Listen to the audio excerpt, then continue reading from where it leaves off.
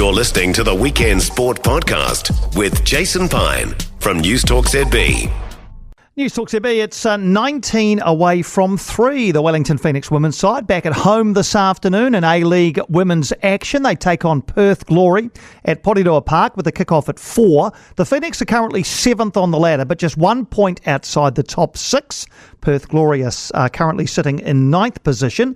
Phoenix striker Olivia Fergusson scored her first goal for the club in last weekend's 2-1 defeat away at league leaders Melbourne City. That ball's given away cheaply. Jale fumbles, and there it is.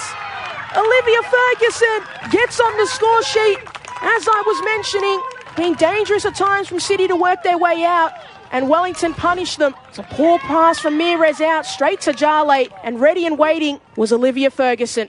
Her first goal, and the all-important first goal of this game. Olivia Fergusson is with us now. Thanks for taking the time. Olivia, despite the result obviously not going your way a week ago, how satisfying was it to score your first goal for your new club?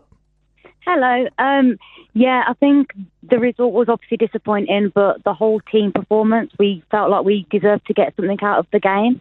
For me, getting my first goal was really important.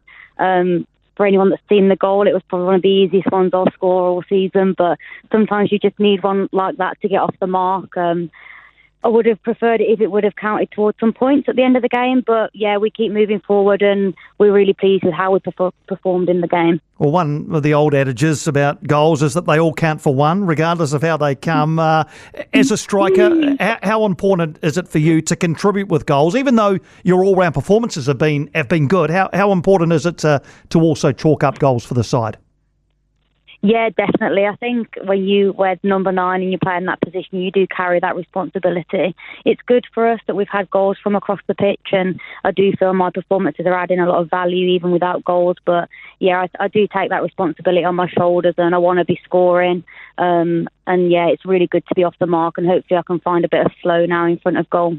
It was a narrow defeat and a good performance, as you've outlined, and it came off the back of a 4-game unbeaten streak. So over the last 4 or 5 games, what in particular do you think has been going really well for the side? Yeah, I think we found some really good momentum. I think that's everything in football. Really positive performances individually, but also as a collective. I think we've really been buying into what Paul Temple's been asking us to do tactically. We've managed to make tweaks dependent on the opposition, which has been really good for us. And yeah, I think momentum is the most important thing, but I also don't think we've lost that with the defeat. I think we'll carry on going. Our performance was really good, and we were unlucky not to get something out of the game in the end. Just the 9 goals scored in 8 games for the side. You've been good defensively, but just 9 goals scored. How hard are you working on creating more chances and scoring more goals? Yeah, we always are. We're working on that in training and finishing as well.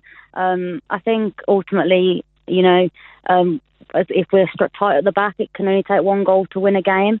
So yeah, tightening up defensively was one of our targets after the first couple of games. And then getting that momentum with the wins. We haven't been scoring lots of goals, but we've done enough to get the results, which is the most important thing.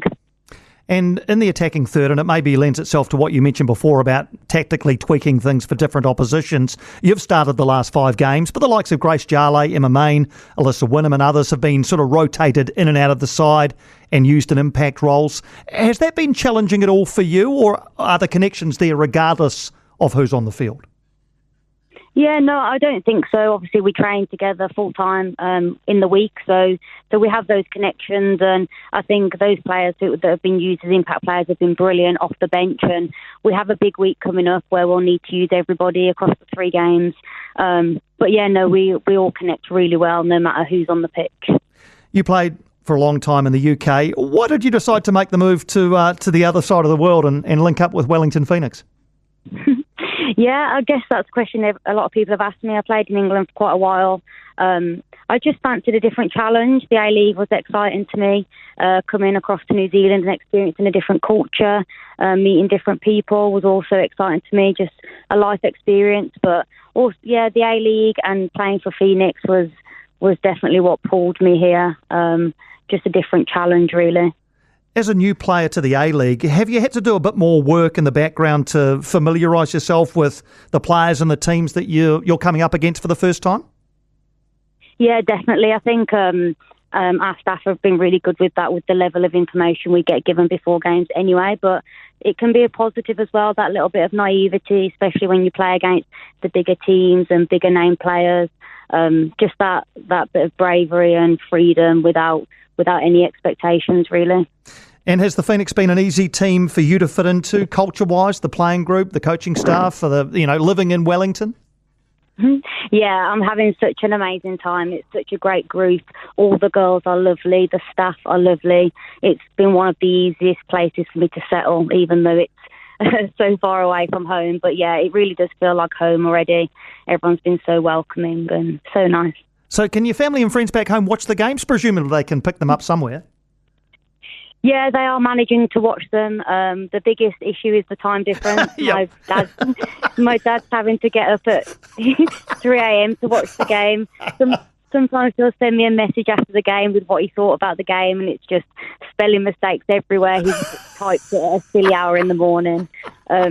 But my dad and my granddad are actually over here now in Wellington, and they'll be at the game today, so that'll be really nice. Fantastic! Oh, that's great. His typing will be a lot better. In fact, he can probably just tell you after the game rather than send you a message. That's terrific stuff. That's parental dedication. Yeah. Wonderful. You mentioned before about the busy week ahead after Perth Glory this afternoon. You've got a game on Thursday away at Western Sydney, and then Adelaide on Sunday. So with the slightly busier week, does that change the way that you structure a week with 3 games in it?